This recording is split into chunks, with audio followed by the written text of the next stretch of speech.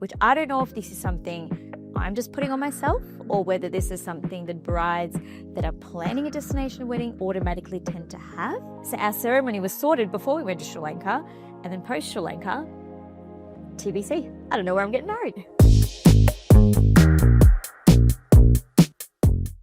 She's back.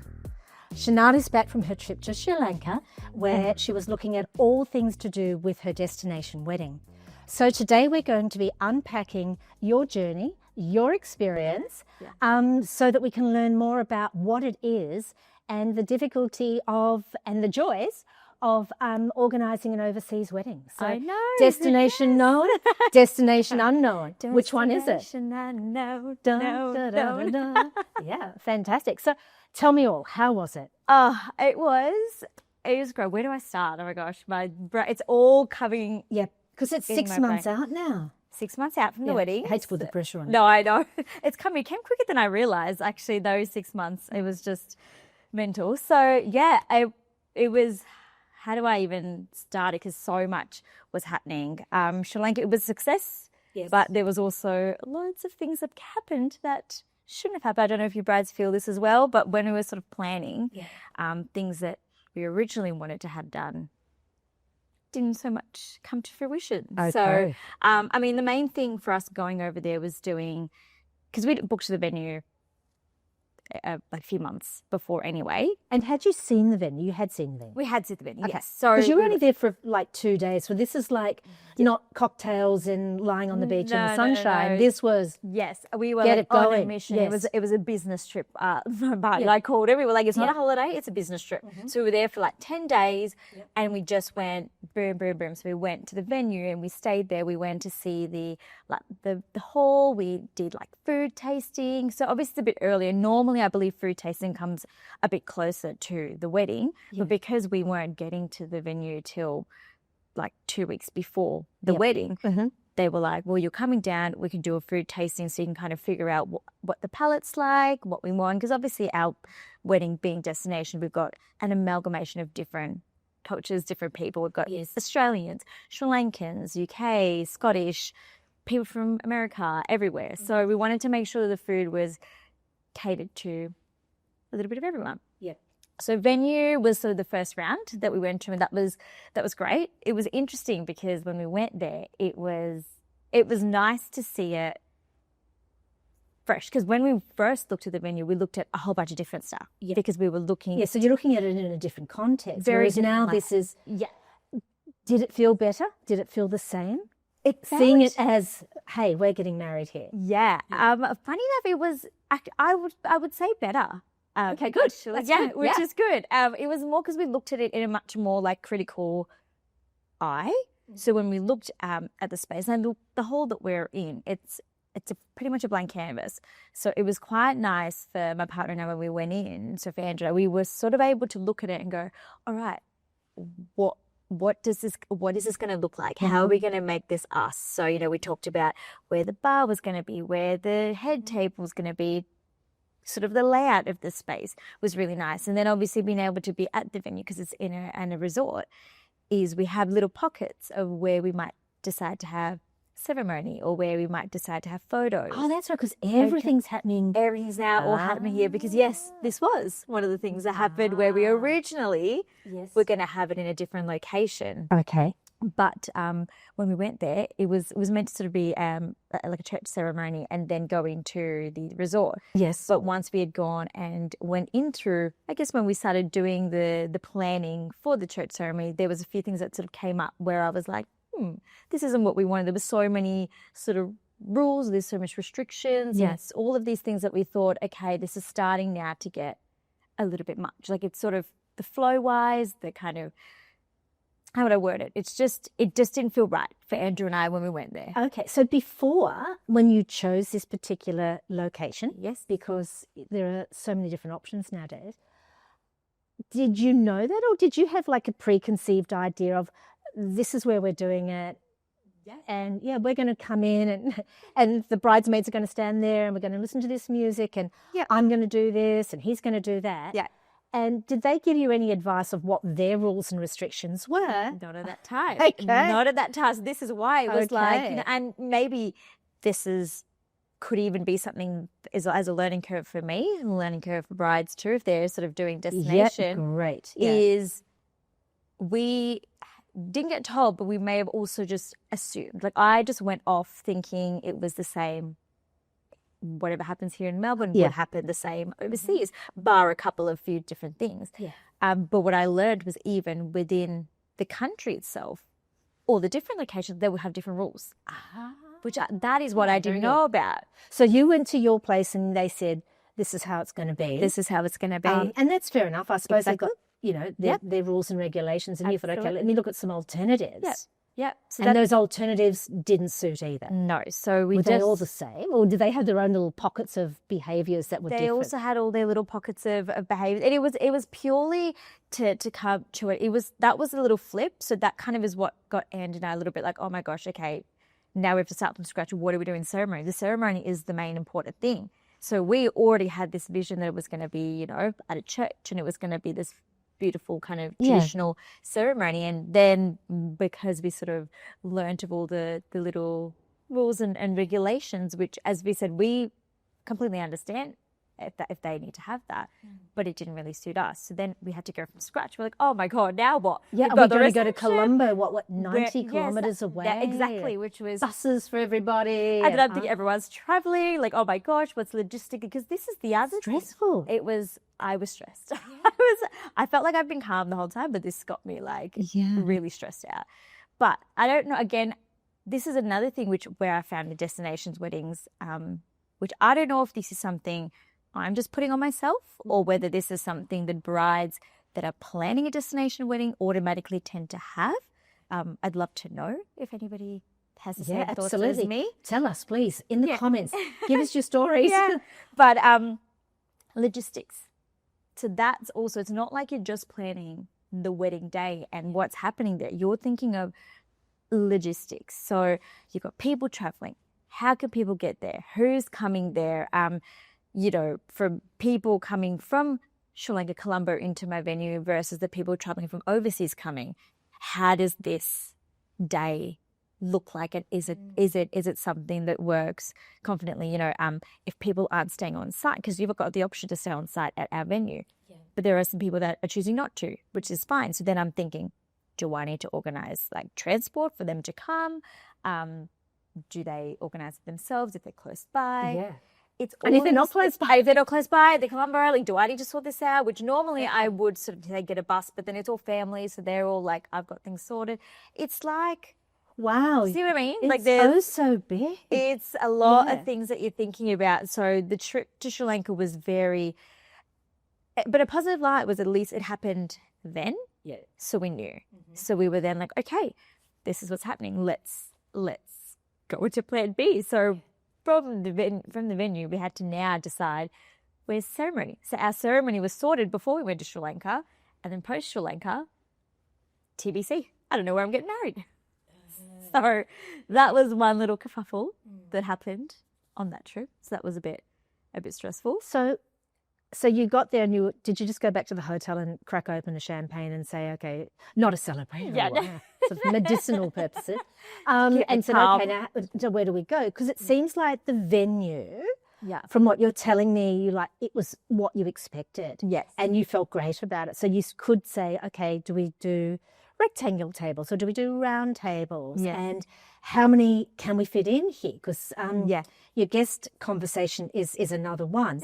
And like you're saying, where the band is going to go. So that was all great. That was great. And then you've got the service, which is such an important part, particularly having been a guest at many, many weddings. I think it's a sacred time. Yeah. Yeah. Irrespective of, if you're just skipping and whistling, holding hands and being really informal right through to something that's very formal, it's really significant, and especially for the couple. Yeah. So you're back in your hotel room. Yeah. Or with your grandma or whatever, and you're like, okay, so the party's sorted, but how do we get married? So how have you navigated through that, did you do that when you came back to Australia, or were you able to start to put the plans in place while you were there? A bit of both, I would say. So obviously when that happened, we were sort of a bit like, okay, well, while we're here now, let's look at alternatives. So we did. We looked at alternative churches, but we also looked at alternative just options. Yes. But it wasn't until we came to Melbourne and I guess spoke to my partner's family and my family to then kind of come to the agreement of, okay, you know what, we're actually just going to do it on site.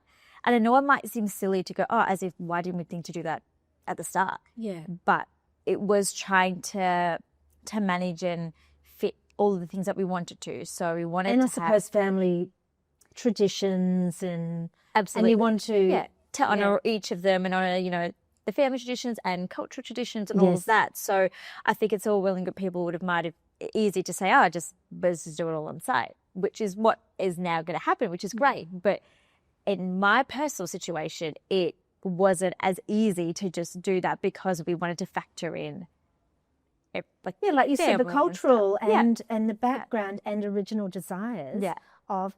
And you've got it in your mind, okay, well, we're going to get married. You think if you do want to marry in a church, a house of God, or however you wish to describe it, all are respected and we're very inclusive.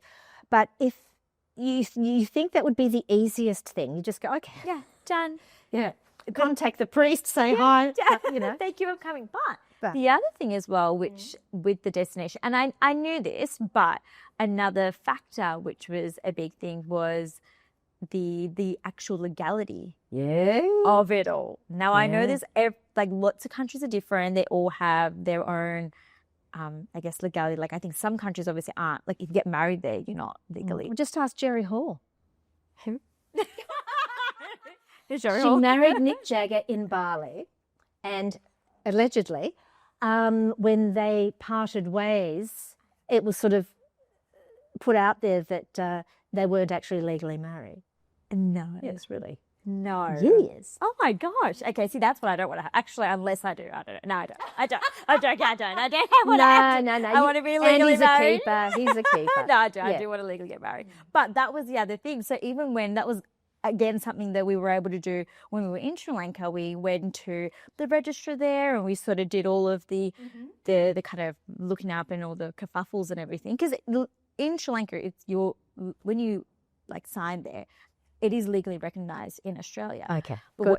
I know, it is, so thank you. But you have to still then endorse it and do all these other steps. There's all these loops to get through. And what language is it in? Oh, it's in Sinhalese. Sinhalese? Yes, which is a Sri Lankan language. So you have to have it written in Sinhalese. Okay, and what is Andrew in Sinhalese? I couldn't tell you. I don't even know how to write it. So I don't know, but both of us wouldn't even know what we were writing. Sign here, madam. It's like, okay, I've just signed away my riches and wealth. I know, I wouldn't know what I was signing. So that probably didn't really work out either because I'm like, I could tell them what I was writing. But just joking. But so that was another one. So that was something too where I think, and I'm sure this happens to all of the brides that go through destinations weddings as well. If you get married in Italy, you're getting married, Bali, or you're getting married wherever. Yeah. Is I think the legality point of it as well. So technically, do you do the legal stuff in your country of home? Which I think is easier. Yeah. That's a personal thing too, but I don't, again, everyone's is very different. But whether you do that and then you have your big celebration elsewhere as well. I mean, I know that you guys are really level-headed and the way you've been planning this is incredible. But I think you'll make the right decision and then you'll get what you want, which is a beautiful celebration of everybody being in Sri Lanka. But my thought is, had you not gone there, had you decided to just do it all remotely, is that something you'd recommend to brides getting married? Oh, would it depend on where they were getting married? Because every culture is different. Absolutely. I actually honestly think it would be a bit of two things. I think it depends on the kind of person you are as well. Like if you're someone, I know for me, I am pretty lax. I feel like to a degree, but I'm not. I think I would like to see something before it's getting created. So I think I don't know if I could relinquish that control to go, hey, you know what, whatever happens, it's going to be there and it is what it is. So my advice, if it's possible and if it's doable for brides that are doing a destination wedding is if you can at least go once to see the venue, to see the space. That's really, really helpful because photos are great and they definitely help you get a bit of an idea, but it is definitely a different feeling when you're in the space itself because you can actually kind of picture the vibe. Like, So like if I think of my wedding venue in a photo to when I was there, to me it was two different feelings. I could physically see the structure of it and the bricks and mortars of it. But when I got into the venue, I was able to then visualize, oh, great, I'd love it to be styled this way or I'd loved it to be styled that way.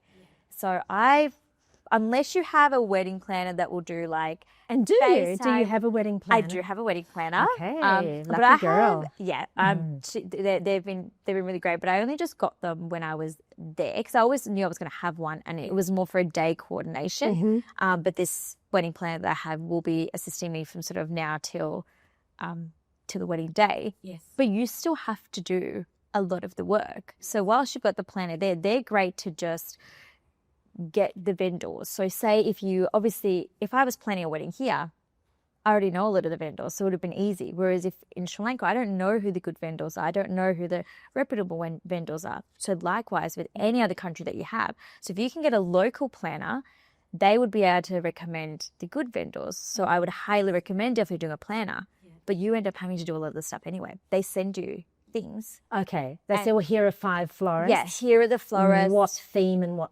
Exactly. Yeah, so you still need to put together a mood board. You still need to create the vibe that you want and you need to tell them and they will execute. But just because you've got the planner doesn't mean you're like, I'm just going to kick back and I'm done. I'm not planning a See wedding. you in December. Yeah, literally it's not that. Or I still have to do so much, still have a lot of like correspondence and stuff to do. So yeah, I would highly recommend getting a wedding planner for sure. And definitely if you can go and see your venue once, even if it's bare minimum FaceTime, highly recommend. Yeah, because I think the Zoom or FaceTime is as a backup, because so many of our brides get married overseas, and I don't think a lot of them have been to the venues, have they? Or have they? No, I think I have. I think there's a mix. There's a mix. It's a mixed bag because we're actually hearing a lot more, I want to say, of destination weddings than we have in the past. Yes, I would say. Yeah, absolutely. Yeah. So I think you get a mixed bag. A few of them are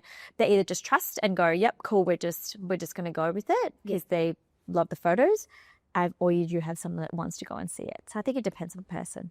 So do you think being a wedding professional and the stylist icon that you are, thank you, has helped? Has it helped in any way? No. Okay. There you go, guys. So working in the industry for as long as we have doesn't guarantee that you'll know tick, tick, tick, tick. It'll be so easy because a lot of our brides say to us, oh, you hear so much, it must be so easy for you. Yeah, I don't think it's made it easy at all. Like, definitely not. I feel like because I'm in the industry, you hear so much and you see so much and there's lots, like you're hearing about weddings all the time. Yes. So I'm just getting, and it's lovely, it's really nice, but I think as a bride, it's so hard.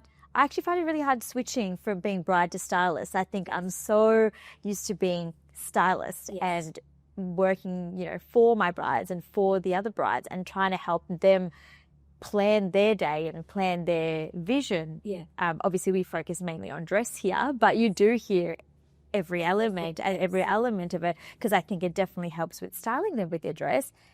I actually find it really difficult to switch to then bride mode to be like, okay, now what do I want for myself as the bride? Mm-hmm. So I think that's been really interesting to swap from being the stylist to being immersed in bridal. Yeah.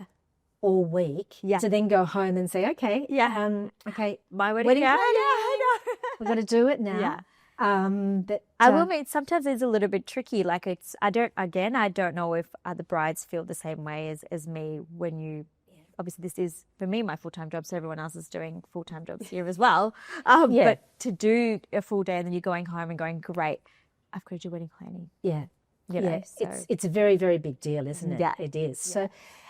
Did you feel any pressure when you were there to make decisions in the moment that would protect, that you could maybe delay if you weren't there, if it wasn't an overseas wedding? Yeah, possibly. But I think for us, we kind of, again, because we went into the trip with the mentality that we're here for a short time, so whatever we can get done, we've just got to get done. Yes. I think it sort of helped because we were going in with the mindset that we had to make decisions. Yeah, So absolutely. it was great. I think those little hiccups were a bit of a, oh my gosh, this is not what I was expecting. Well, this isn't what I wanted to happen. It's not all flowing all smoothly. It's not going to plan, but it definitely, we already went into the mindset of doing the decision making. But I think a lot of it, we also did when we got back. But again, you sort of had to make that decision on the day to decide that it wasn't going to happen right now, if that makes sense. Yes, you know? yes, no, absolutely. So it was, very. Okay. So if you were going to offer a couple of tips Yes. of what you as advice, having been through the experience so far, even though you've got a further 6 months until the actual day, a couple of tips that you would impart to anybody who is considering an overseas or destination wedding. Yeah. That isn't just interstate, but it's in a whole other country with a whole other cultural overlay. Yes. What would you suggest? Ooh, Or what would you offer? Well, my definitely tip number one would definitely be to see if you can go and see your venue, whatever it might be. Yes. If you can go and see it, it would be definitely, it helps so much. At a minimum, as said, FaceTime. Yes. So just if you can FaceTime. Second, definitely getting a local wedding planner. Yes. That's really To important. be your eyes and ears on the ground when Absolutely. you can't be there. Absolutely. Yeah. It just helps because they're really, really great. They know what's happening, and it just relieves a little bit of pressure for you as well. So wherever possible, definitely do that. This is the boring part, but definitely think logistics. Yes. Tips would be, I know it's a little bit of a no fun type of part, but do have a moment or maybe prioritize sitting down with your partner and thinking about the logistics of what the wedding's going to look like, travel, all of that kind of things, and the legal.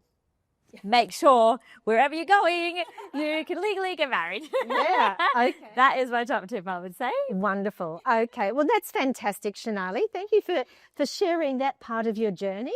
Pleasure. Quite extraordinary and just some great tips, and know that there are going to be some curveballs out there, folks. So thank you so much for joining me today and sharing that. Thank you. And I'd love to hear if there's any other brides that are going through the same thing as me with destination weddings and planning, if you have any sort of thoughts or any stories or any things that have happened to you as well. Yeah, fantastic. We'd love to learn and hear from you. Yeah.